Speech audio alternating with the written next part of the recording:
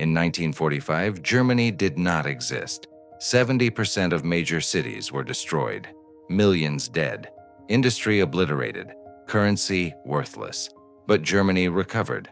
Within 2 decades, it became Europe's strongest economy. East Germany, under Soviet control, remained backward. The question is simple. How did West Germany manage it? Imagine total defeat, not struggle, not compromise, complete collapse. Berlin was rubble, factories were destroyed, railways were cut by bombs.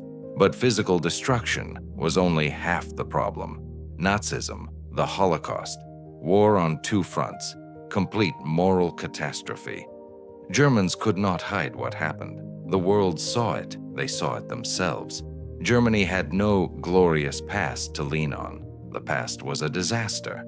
Germany started with shame and rubble, and this mattered. Because rebuilding from zero leaves no room for myths. You cannot lie about what needs to be rebuilt. You can only rebuild it. Most destroyed countries rewrite history. We were victims. They are guilty. We are innocent. It's convenient. It allows you to avoid responsibility and blame others. Italy did this.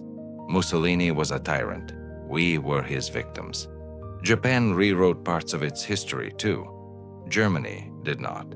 It accepted defeat. Completely. Without reservations. It accepted national responsibility and agreed to limits on armaments. This sounds like morality, but it was engineering. You cannot fix a system you do not acknowledge as broken. You cannot build trust by hiding the truth. Trust is everything. No one invests where chaos is expected. Societies do not unite on lies. After the war, Europe was divided into 2 spheres of influence. The West was capitalist. The East was communist. West Germany was in the capitalist zone. East Germany was communist. But West Germany chose capitalism because it believed in free market ideology. It chose capitalism because it needed a system that worked every day, without central planning, without chaos, without ideological experiments. Instead of revolutionary utopias, Germany chose something more boring and infinitely more powerful. Ordnung, order, stable rules. People knew tomorrow would be like today. If you signed a contract, it would be honored. If you invested in a business, the state would not confiscate it on a whim. Independent institutions. Courts worked independently of politics. Parliament made decisions based on law, not party lines. Police served the law, not politicians. Predictable law. If you broke a contract, an independent court, not a politician, could judge you. Sound money. Currency was stable because the state did not print it without reason. These were systems that worked every day, boringly, reliably. Nothing heroic, nothing revolutionary, just function. Germany did not promise paradise, it promised stability, honest systems, working processes. And people, tired of war and chaos, accepted this offer with relief. After the war, the German currency, the Reichsmark, was dead. No one trusted it. It had been printed billions of times to finance the war. Its value had collapsed to zero. Everyone used black markets.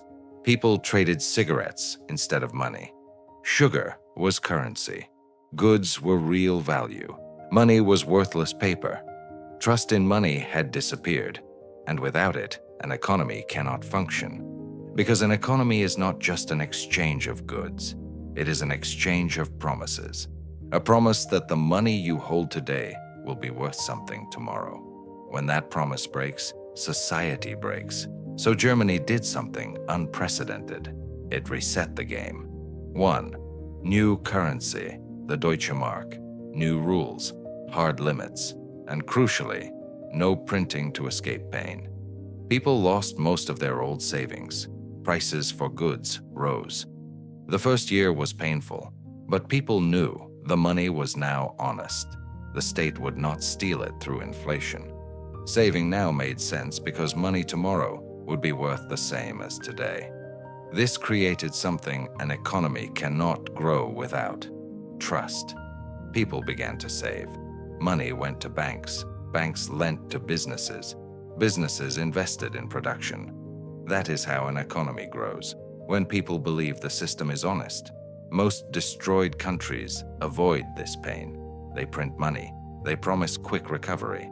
They sacrifice long-term stability for short-term elections. Germany did the opposite. It absorbed pain in the short term to build systems in the long term. This is the key difference with South Korea. South Korea imposed discipline through authoritarianism. It suppressed unions. It controlled media. It arrested critics. It destroyed degrees of freedom to build growth. Germany imposed discipline differently.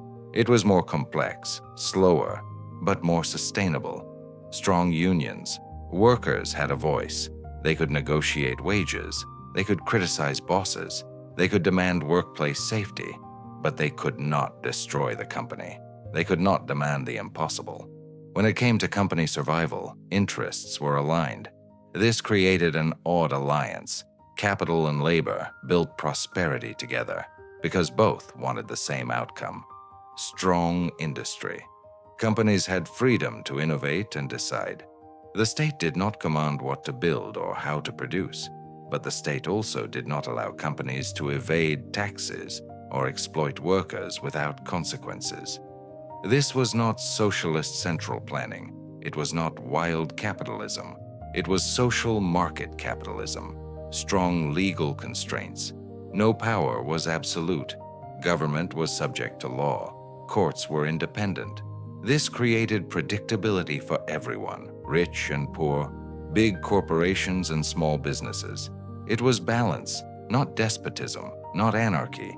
Capital, labor, and government all had a voice, but all had to operate within common rules. And balanced systems survive.